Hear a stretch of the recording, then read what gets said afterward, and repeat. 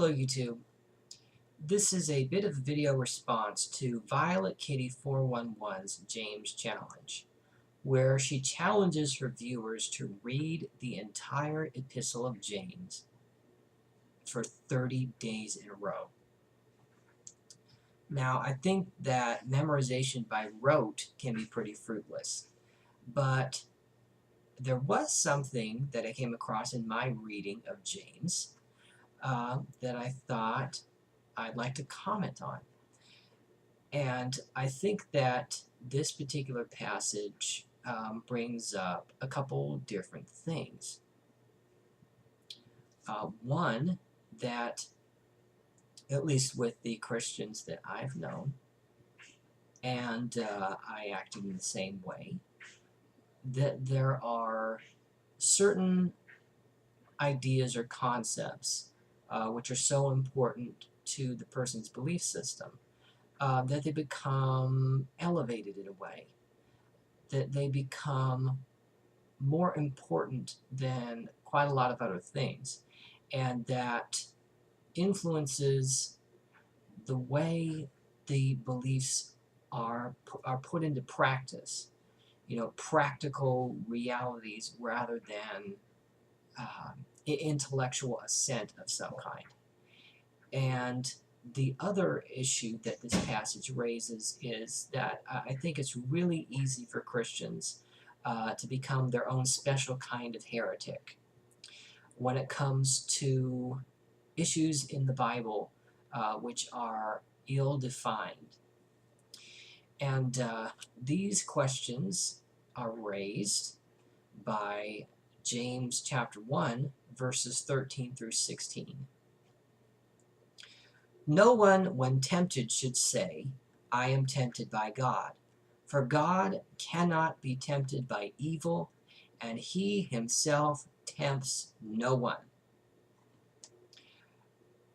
One quick aside here. I know that there are going to be some, when they read this verse, they're going to go basically, aha! God cannot be tempted by evil because whatever he does is good by definition. Do you really think that's what this verse is saying? Honestly? Continuing. But one is tempted by one's own desire, being lured and enticed by it. Then, when that desire has conceived, it gives birth to sin. And that sin, when it is fully grown, gives birth to death. Do not be deceived, my beloved.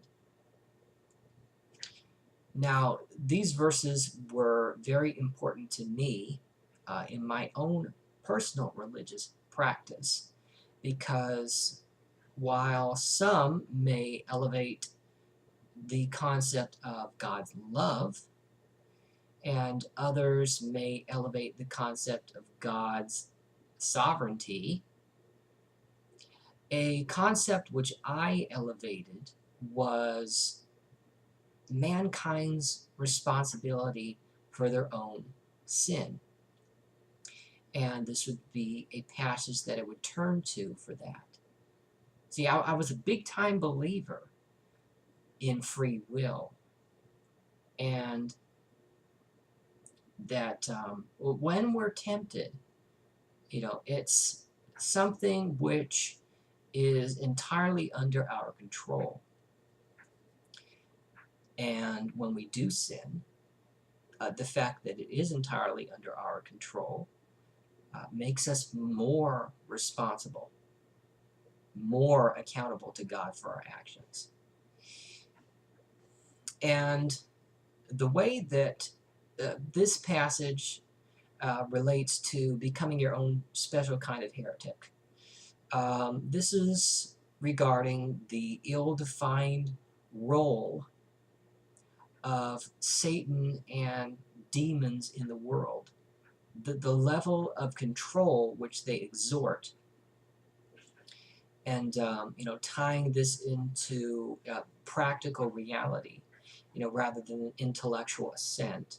You know, I did acknowledge that I believed that Satan and demons existed, but the practical reality for me was that they didn't exist, because um, it wasn't really anything that I ever concerned myself with. See, when I believed I was being tempted, I believed that I was being tempted by my own fleshly desires and inclinations.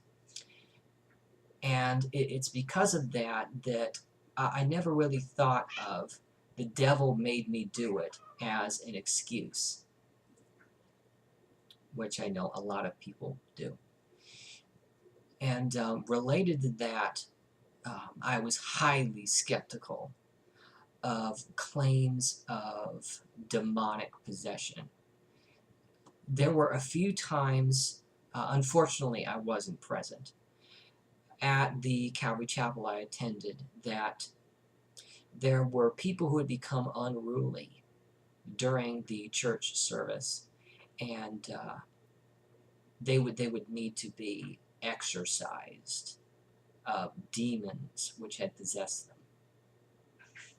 I really didn't believe that, and in fact, I considered the whole idea rather superstitious.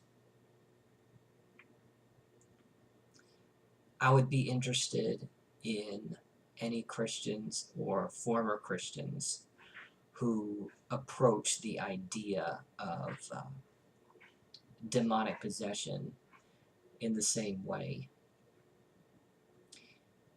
This is in stark contrast to some Christians which I've seen on YouTube, whose beliefs are almost ditheistic.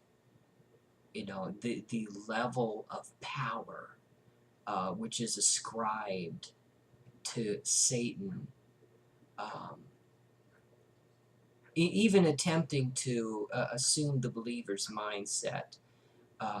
It's really not something that I could grasp.